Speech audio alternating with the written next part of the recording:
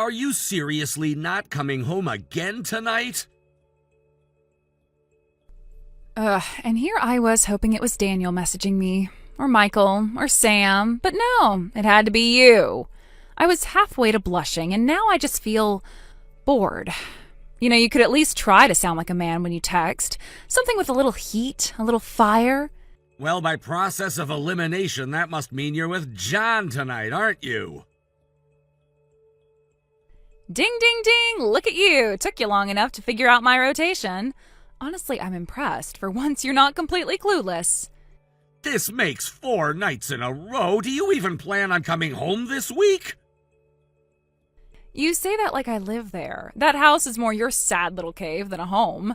And honestly, between you nagging me and John booking us that suite next weekend, why would I bother? Yeah, how stupid of me to expect common courtesy from you. By the way, you left divorce papers on the table yesterday. Now you're texting like none of that happened? Oh, that? Please, that was a penalty. You didn't have dinner ready when I came home, and the living room was a disaster. Honestly, the vibe was off. I just thought you needed a reminder of how easily I can destroy you. You can't keep threatening divorce every time you get annoyed. It's manipulative and exhausting. Oh, I'm sorry. Are you not enjoying the emotional roller coaster that is being married to me? I'm the one deciding not to divorce you, and that's the real gift here. You should be thanking me for my mercy. Mercy? You cheat openly, you vanish for days at a time, and now you're claiming it's a favor to stay married? Yes, because I could destroy your life with a single signature. Let's not forget you work for my father's company. You lose me, you lose the family, the connections, your career, and the nice shiny title they let you pretend you earned. You really think I married you for your last name?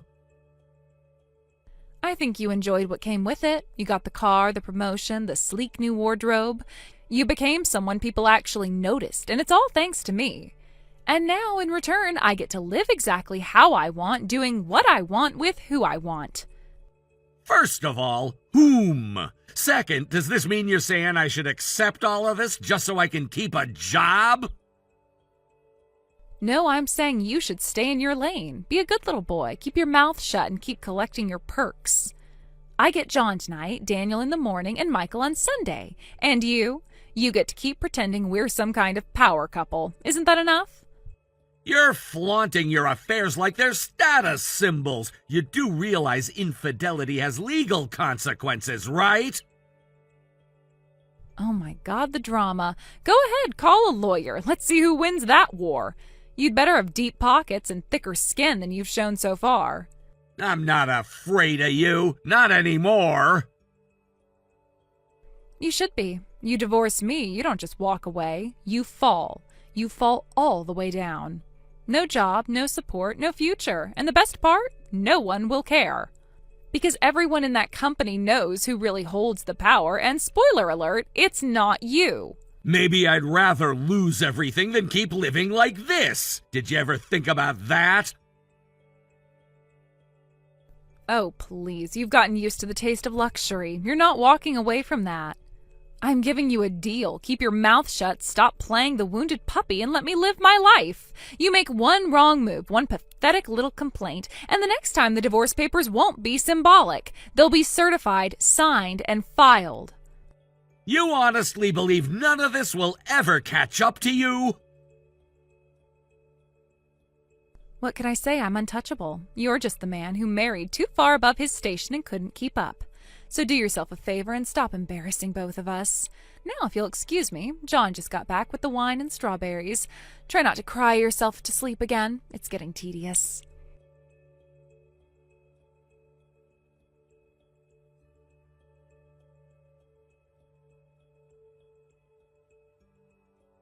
When did you get back to the house? I just got in a little while ago. Why is there another divorce form on the table?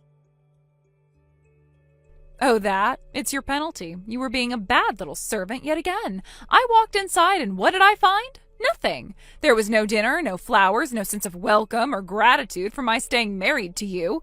It was like returning to a motel room with a manager who wears cologne that just smells like broken dreams and disappointment. I didn't even know you were coming home. You didn't say a word about your plans. How was I supposed to have dinner ready for you? If you wanted to stay my husband, you should have anticipated my needs. Do I really have to spell everything out? A proper partner would have had a bottle of wine open and something French simmering on the stove. Right. So do me a favor and help me understand the rules of this little game of yours. You vanish for 4 days, waltz in unannounced, and I'm the one penalized for not reading your mind? I'm not playing anything. I'm just holding you to a higher standard.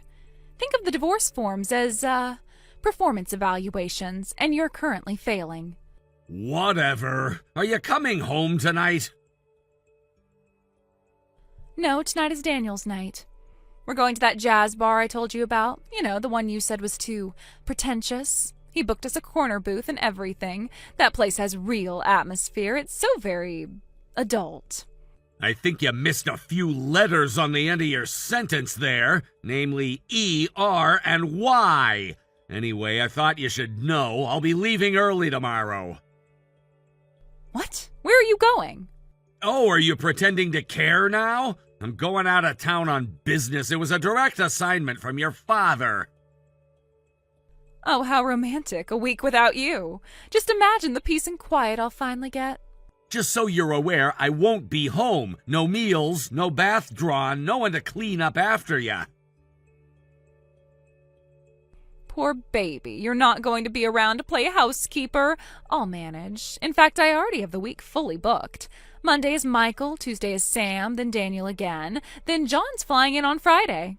Honestly, you leaving just opened up more time for me to live my best life.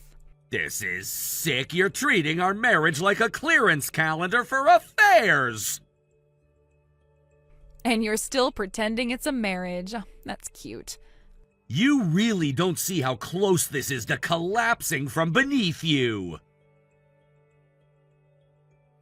Oh, I see it just fine, but you're not going anywhere. You'd never risk losing what you've got. We both know it.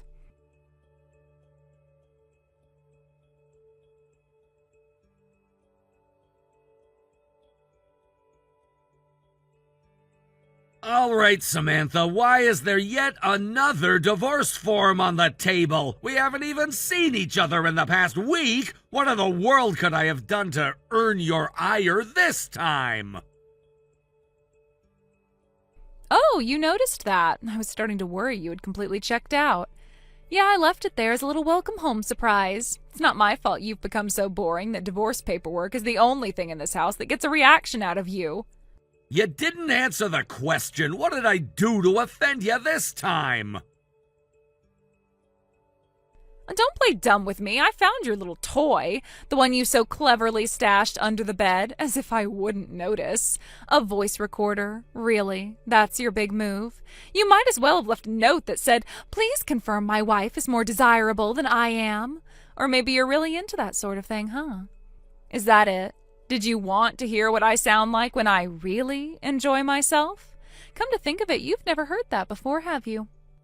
I see. I guess you found it. Of course I found it. You honestly thought I wouldn't notice something shoved under the mattress like a science experiment? I found it, I listened to about 10 seconds, and then I deleted everything. Then I poured myself a drink and had a good laugh about how sad you've become. And then me and Daniel, well, you know. Seriously, you can stop trying to hurt me with all your sordid talk about your affairs. I knew you would cheat. I just wanted proof. You wanted proof, Eric. You wanted validation. You wanted some tangible excuse to justify the fact to yourself that I haven't allowed you to touch me in months. Meanwhile, I've been letting the men who actually deserve me have their way with me. You think planting a microphone somehow gives you the moral high ground? That it makes you more of a man? I planted it because every instinct I had told me the moment I left town you'd treat our marriage like a joke again. And clearly I wasn't wrong. You weren't wrong. I cheated. Of course I did. What do you expect from a woman married to someone like you? You're emotionally vacant, dull in every possible way, and frankly a dead weight. If I didn't have Daniel and Michael and John, and let's not forget Sam, I'd go insane. You do realize what you're saying, don't you? I'm saying it loud and clear, just like I've been doing for months. If you can't handle who I really am, then stop pretending we're still in some kind of sacred union. We're a contract, Eric. You get status and I get freedom. That's the deal. Yeah, some deal that was, huh? Anyway, any deal we may have once had is off. I'm not doing this anymore. Excuse me? No, I need to be more direct. Okay, here it is. I filed for divorce this morning. You did what? I went to the courthouse, signed everything, and handed it in. The filing is official. I'm moving out tonight. Is that clear enough for you? You cannot be serious. I've never been more serious about anything in my entire life. You idiot! You're actually going to throw away everything I've given you over this. You're walking away from the company, the title, the promotion, all your dreams and aspirations over a personal grudge? Your stupid, hurt feelings? That promotion never existed. The position you think I was chasing was never mine to begin with. That's ridiculous. My father said you were being considered for succession. He said that to make you feel better about the arrangement, but that's not the whole story. To be more precise, that's not the story at all. He made it all up. The board never saw me as a candidate. The only two people under serious consideration are your cousin and the finance director. I was never part of that conversation. Then I don't get it. Why did you marry me? Because my grandmother and your mother have been close friends for over 40 years. They thought that the two of us would do well together, and since we were both single at the time, they decided to set us up. And you acted like someone I could build a life with. You were charming, thoughtful, and gave the impression that you valued stability. And I believed it until the mask slipped. So what? All of this was some kind of setup? You were just playing along? No, I meant every word I said on our wedding day. But the person I thought I married ceased to exist the moment you started treating infidelity like a sport. You stopped pretending to care when you realized I wouldn't worship you for humiliating me in my own home. This is unbelievable. You're making a huge mistake. You think you'll land on your feet after walking away from everything we've built? We didn't build anything, Samantha. You built a fantasy where you were untouchable. And I let you believe in it for far too long. But it ends now. Okay, can you please drop the whole "I've got you right where I want you" act? You're clinging to that ridiculous recorder like it's your smoking gun. But in case it slipped your mind, I already deleted the files. Every single second of that audio is gone, wiped clean, and there is absolutely nothing you can do about it. Did you really think I was that poorly prepared? The recorder was a decoy, something I placed knowing full well that you would find it. I needed a distraction, something to make you feel safe while I took the time to gather real evidence. Evidence you never saw coming. What the hell are you talking about? What real evidence? Don't tell me you're going to invent something now just to feel powerful for once in your life. There were 2 hidden cameras you never noticed, and both were recording for weeks. One was placed inside the bookshelf in the office, nestled between the old legal manuals you never bothered to touch.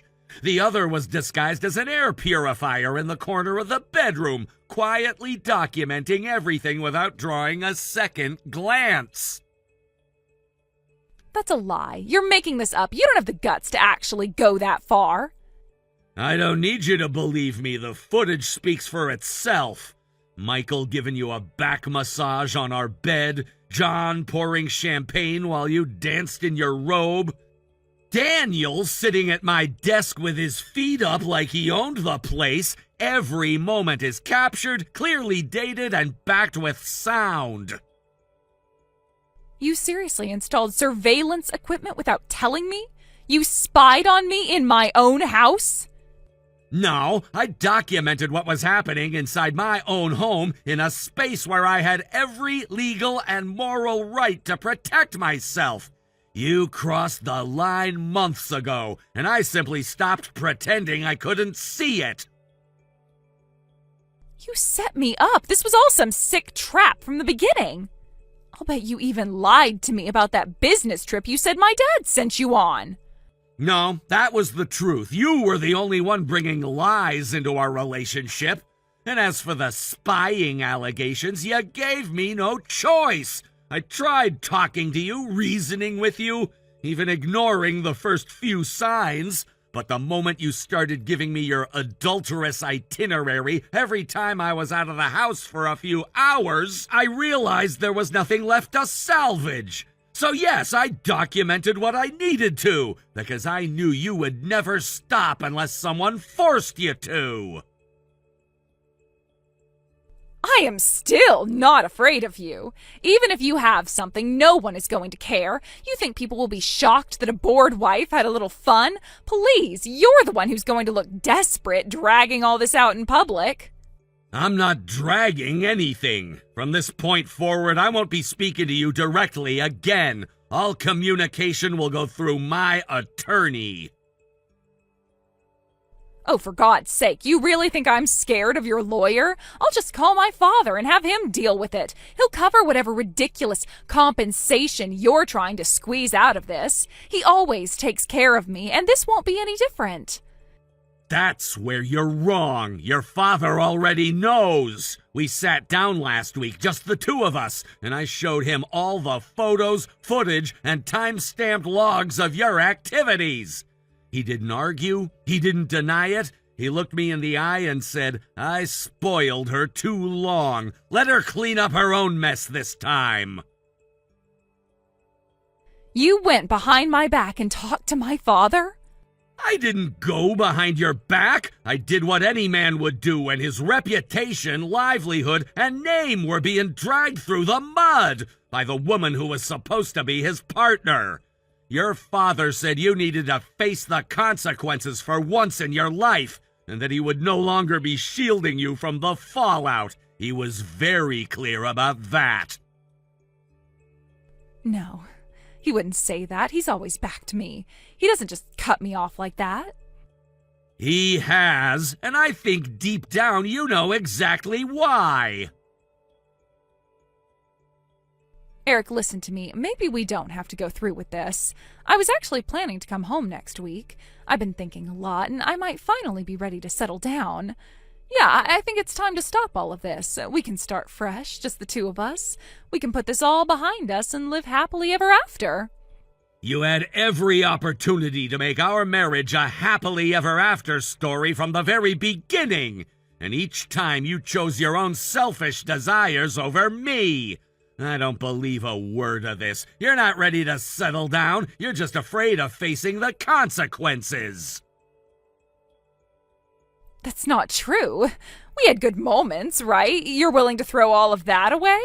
What we had was a performance, and I'm finally stepping off the stage. Then let's talk at least, face to face. No lawyers, just us.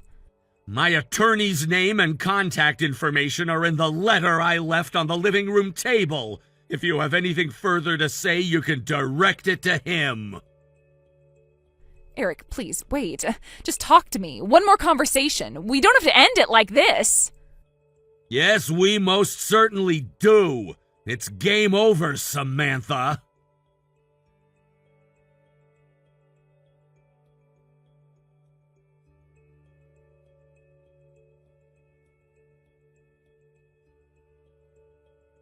After I blocked her, Samantha came rushing home, probably expecting one last dramatic showdown with me. But I was already gone.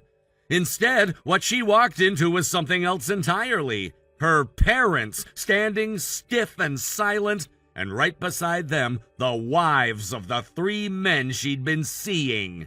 They came as a group, unified, prepared. Each one had something to say, each one had evidence, and none of them were interested in excuses. When she reached out to her boyfriends for backup, every single one of them turned their back on her. Turns out loyalty wasn't part of their arrangement. Last I heard, she's living alone in a cheap apartment on the outskirts of town. She's working day and night just to keep up with the lawsuits. Her family cut her off completely. The friends she used to flaunt have disappeared. I saw her once. She walked right past me without even noticing. Hair was a mess, eyes hollow, and clothes 2 sizes too small. The woman who thought she held all the cards ended up with none. Thank you for watching. Please subscribe and hit the like button. See you next time.